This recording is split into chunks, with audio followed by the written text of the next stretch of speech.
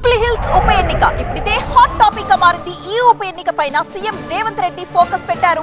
Jubilee hills అభ్యర్థి ఎంపిక పైనే పూర్తిగా ఇప్పుడు కాంగ్రెస్ ఫోకస్ చేసింది. కాంగ్రెస్ జెండా ఎగరేయడమే టార్గెట్ గా వ్యూహ రచన చేస్తున్నారు. చాలా మంది నేతలు టికెట్ కోసం ప్రయత్నాలు చేస్తూ ఉండడంతో మంత్రుల కమిటీకి కొన్ని కీలక బాధ్యతలు అప్పగించడం జరిగింది. 2 రోజుల్లో ఆ టాస్క్ ని బృందం కంప్లీట్ చేయబోతోంది. ఇందుకే కాంగ్రెస్ టికెట్ ఎవరికి దక్కబోతోంది? జూబ్లీ హిల్స్ ఉప ఎన్నికకు 2-3 రోజుల్లోనే నోటిఫికేషన్ వచ్చే అవకాశం ఉంది. ఇప్పటికే బీఆర్ఎస్ అభ్యర్థిని కూడా ప్రకటించింది. ఈ నేపథ్యంలోనే అభ్యర్థి ఎంపికపై పూర్తి స్థాయి ఫోకస్ పెట్టింది తెలంగాణ కాంగ్రెస్. గెలుపు అవకాశాలు ఎక్కువగా ఉన్న బలమైన అభ్యర్థిని గుర్తించే కీలక బాధ్యతను తుమ్మల నాగేశ్వరరావు, పొన్నం ప్రభాకర్, గడ్డం వివేక్, టీపీసీసీ అధ్యక్షుడు మహేష్ కుమార్ గౌడ్ తో కూడిన బృందానికి అప్పగించారు. క్షేత్రస్థాయిలో అన్ని అంశాలను బేరీజు వేసి గెలిచే సత్తా ఉన్న 3 పేర్లతో సమగ్ర నివేదికను 2 రోజుల్లో తనకు అందించాలని మంత్రుల కమిటీకి సూచించారంట సీఎం రేవంత్. జూబ్లీ హిల్స్ టికెట్ కోసం కాంగ్రెస్ లో 4 స్తంభాలాట కొనసాగుతున్నట్టుగా తెలుస్తోంది.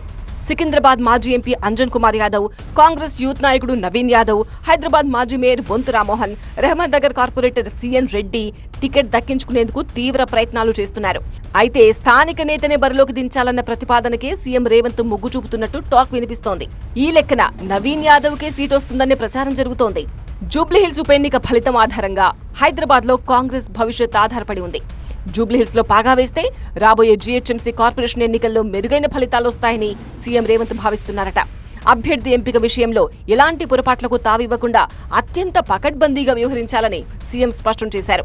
సామాజిక సమీకరణాలు, అభ్యర్థి వ్యక్తిగత బలం, పార్టీ కార్యకర్తల అభిప్రాయాలు, సర్వే రిపోర్టులు, ప్రత్యర్థి పార్టీల బలాబలాలను అంచనా వేసి నివేదికను రూపొందించాలని కమిటీకి సూచించారు. నివేదిక ఆధారంగానే అభ్యర్థిని ఖరారు చేయాలి అనేది కాంగ్రెస్ అధిష్టానం ఆలోచన. ప్రభుత్వం అమలు చేస్తున్న సంక్షేమ పథకాలను, ఎన్నికల మేనిఫెస్టోలో ఇచ్చిన హామీలను ప్రజల్లోకి విస్తృతంగా తీసుకువెళ్లాలని సీఎం దిశానిర్దేశం చేశారు.